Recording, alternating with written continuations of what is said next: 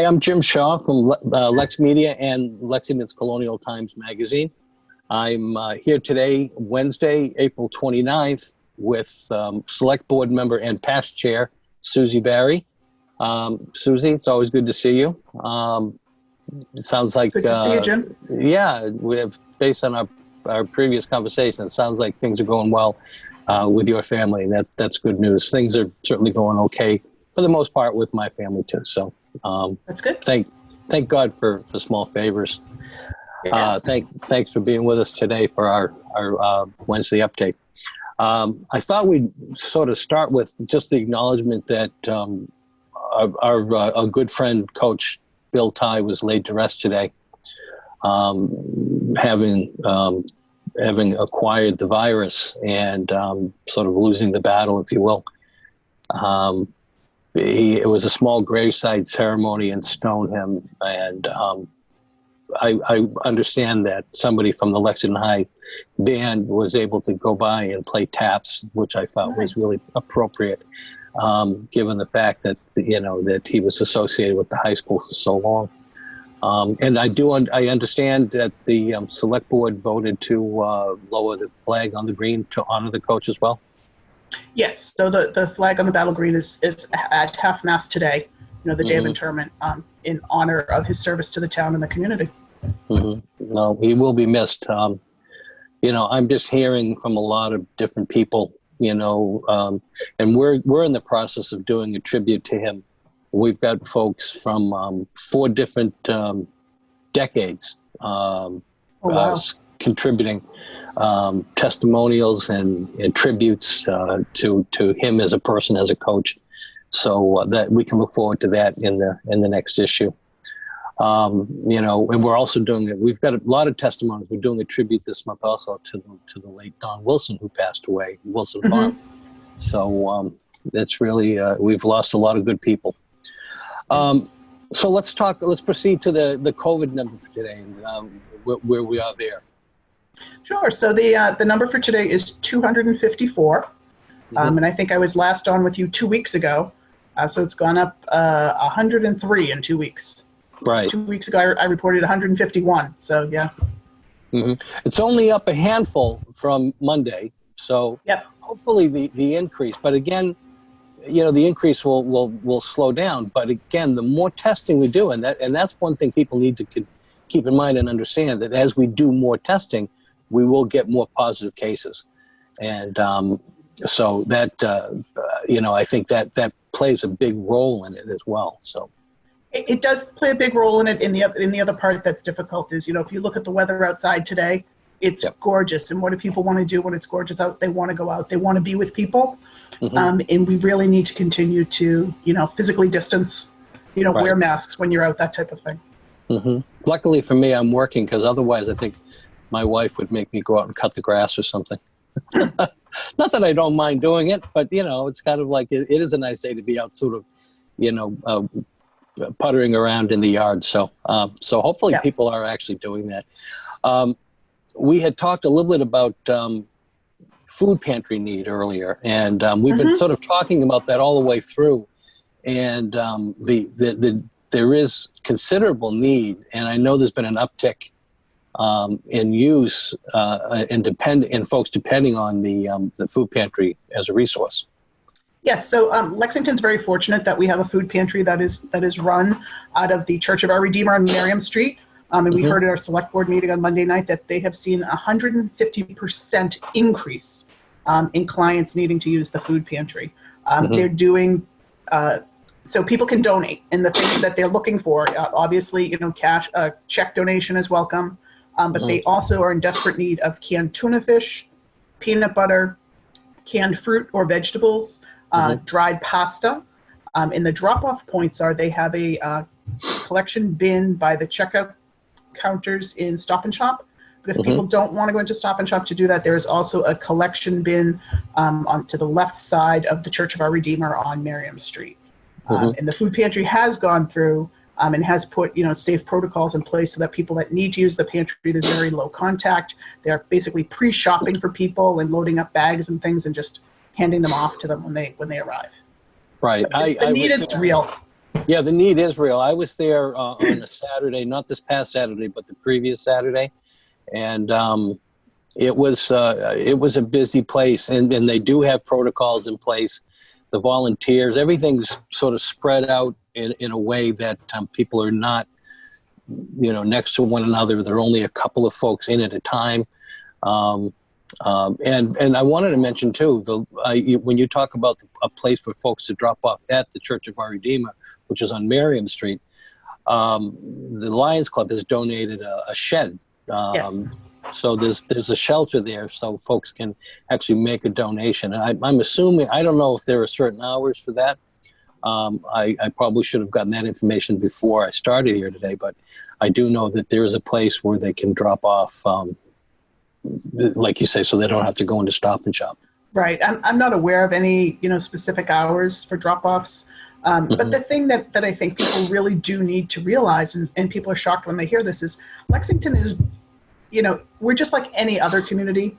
Sometimes people make assumptions, and when they hear that people are food insecure in a place like Lexington, it just takes them by surprise. But it is true.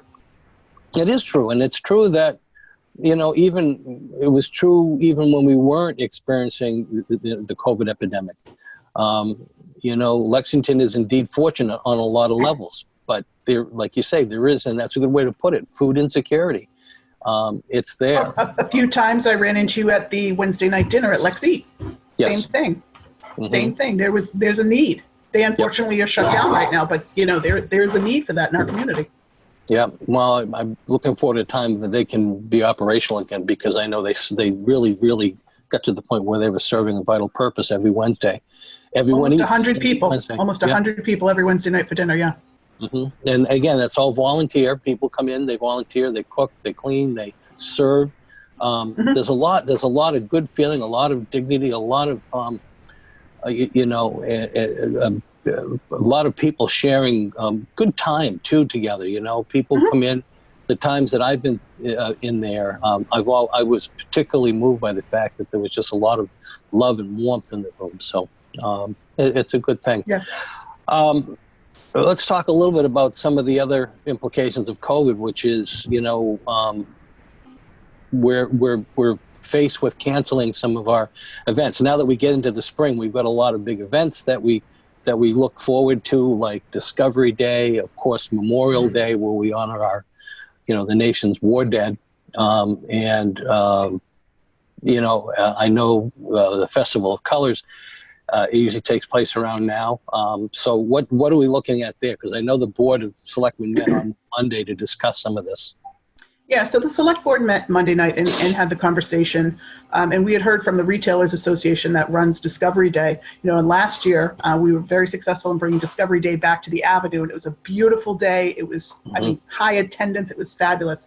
And unfortunately, the Retailers Association has made the decision that they are not going to hold it this Memorial Day. Right. They are looking at future dates if that's possible this year. So there'll be more information coming on that later. But the Select Board did talk about the other events that happened during the month of May, because May is a very popular month for people to get outside and to do things. And at the time, we had not yet heard from the governor on the May 4th date, but we did take a vote and we canceled the Memorial Day parade and ceremonies in Lexington. So the Celebrations Committee is putting together some type of virtual ceremony, and you'll be hearing more about that in the coming weeks. At the same time, the town manager indicated that he is going to cancel any permits that he has issued for outdoor events or indoor events that are under his purview for the month of May. So as you mentioned, the Celebration of Color, the Holly Festival that would take place at Hastings Park, has been canceled. I know William Diamond Fife and Drum was scheduled to have their tattoo this weekend, which still falls under the governor's timeline, so that's canceled. And that's always been a great event. I love going to take pictures because they're always such great photos. But it's a fun event, and I know for a lot of folks involved with the William Diamond Juniors and actually just folks who are interested in history, Revolutionary War history, it's a great event to attend. And the pomp and circumstance, the parade of each of the companies coming through. I know that they stay overnight, but then I think over at I think they moved it years ago. It used to be over at the lawn at the Heritage Museum. but then they moved everything over to the national park. Yep, up to the visitor center up there. Up to the visitor center at the national park, yeah. And the other, big favorite that happens in Lexington, if you like to wake up super early, and another one where you need to wake up super early in the morning, is the Field and Garden Club. And they always have their annual plant sale, and that won't be happening either. Right. Interestingly enough, I was talking with the Michelsons yesterday, and Jerry, I guess, apparently put out a notice on Facebook about the availability of the evergreens. The little trees, The little trees. And he got, so far, I think he's got a commitment of about 30 of them for purchase at $20 a piece. So they're raising funds, and I'm not sure where they're going to direct those funds, but it's kind of nice because in the past they would partner up with the garden club. But since the garden club is not having their annual plant sale, they were like, okay, what do we do? But it seems to be resolving itself, which is a good thing. Yeah, so true confessions, I think I'm on the list. I think I'm on the list for a tree. I believe the money's going to the Holiday Lighting Fund. Okay, well, that would make sense. Which is great. Given that's where it's coming from. The trees are from the barrels that they were the ones that were used and decorated by the Holiday Lighting Committee. So that would make sense. I want to mention too another thing. I know we're not looking. We're going to lose the Little League season, I believe. I don't know if it can be salvaged, but along with that means we're losing another rite of spring in Lexington, which is the annual Little League Parade. You talk about a colorful, cheerful event. Even when it's overcast or even rainy, the kids have such a great time coming down the avenue. They do. I think I walked in that for a good 10 years with both my boys.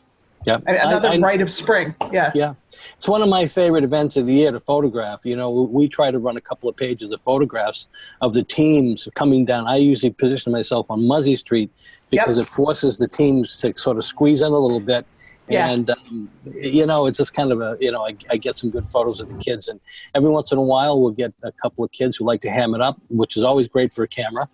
I think sometimes the more hammy it gets, the better chance they have of making the cover of the Colonial Times. So anyway, we're going to be losing that event this year as well. So that's really a shame, but it is what it is. We do these things because, we need to be cautious and committed to the overall health and well-being of the people in the community. So we do, and it's going to get more challenging as the weather gets better. It's not like a snowstorm where you can look out the window and say, okay, I can't go do X because the snow is out there. Now it's like, I want to go play baseball, or I want to go, why can't we have that parade or that festival? It's a beautiful day out. But and I remember seeing you last year at the Festival of Colors, the Holy Celebration. And you were fun. That was so much fun. Well, you and Mike, and as I recall, was Mike in uniform? I can't remember if he was in uniform. No. Okay. No, that was Chris Coleman. That was Chris Coleman. Okay, because I remember you were there with Mike, and you were both pretty colorful, as I recall. And I had all I could do to get out of there without, I have to say, and maybe this year would have been different, but because it looked like so much fun. But I had to be somewhere, and I thought to myself, if I get all colored up, I'm gonna have to go home and shower to go to the thing that I needed to go to. And I thought, so I was trying to escape without getting. Well, and your camera too. I mean, that powder gets everywhere, and I'll just leave it at that. Everywhere. Yeah. Well, it's certainly a fun event, and when they resume again, and again, I don't know if they'll reschedule that kind of thing or what'll happen. I'm sure we'll hear, but when they do resume, I encourage people to take the time to go and witness it and experience it. It's just, there's not, it's among the most fun events, I think, that takes place in Lexington. Yeah. Everyone really, really enjoys themselves. So, great. Let's talk a little bit about masks. I know there have been some issues about masks. I know the city of Somerville, I think today it goes into effect, they're actually instituting a mandatory mask program. I think they're backing it up with fines if you violate the regulation.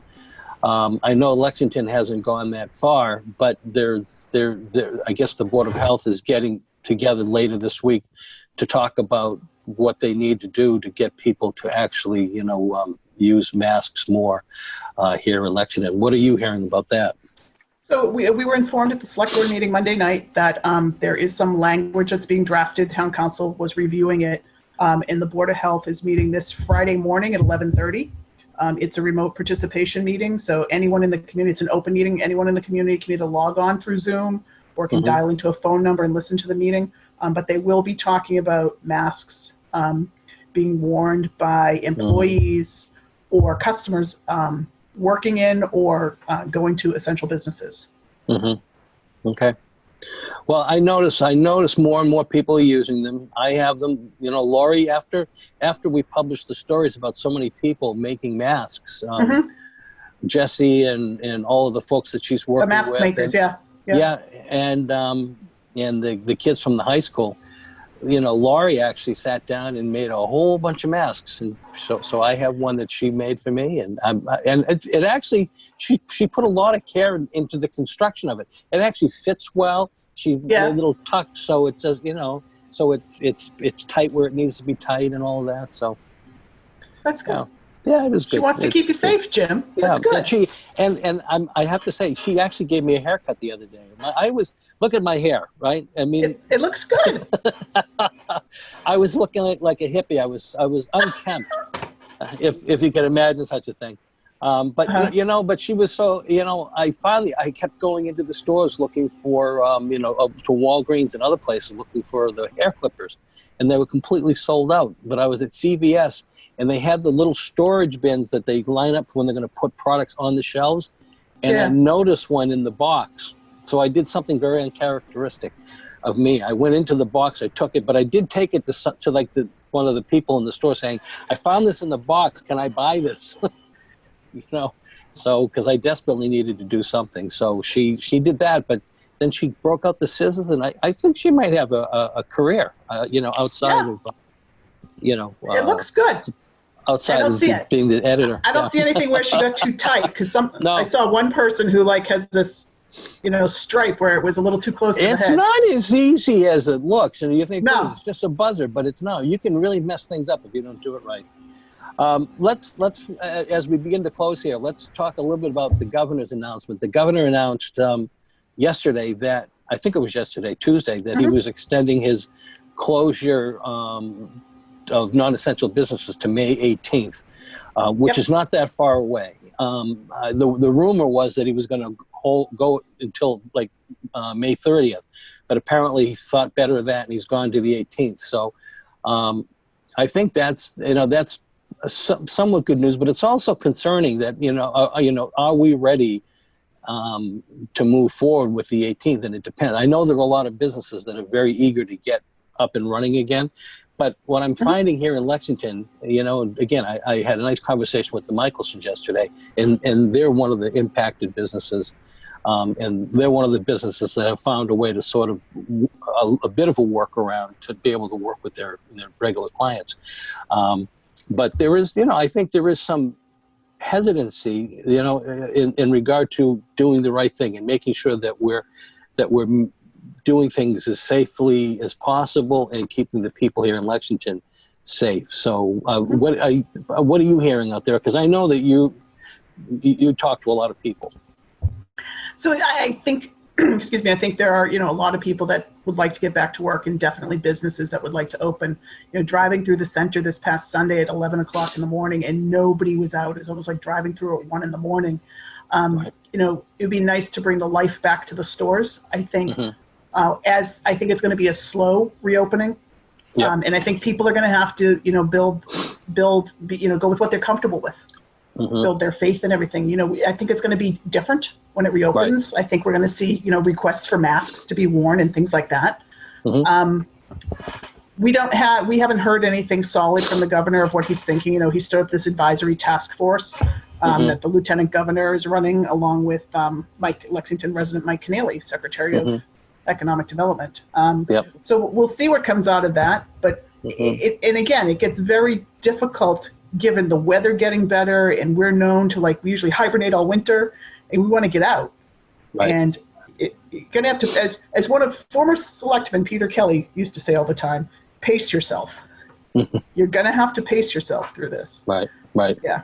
I think, and I think when people, they need to understand too that it's not going to be like immediately back to the way it was. I have a No. My understanding is that when they open restaurants and other things, that they're going to have a capacity limit, like 25%, like they're doing in the grocery stores now, so that it's not like it's going to be bustling.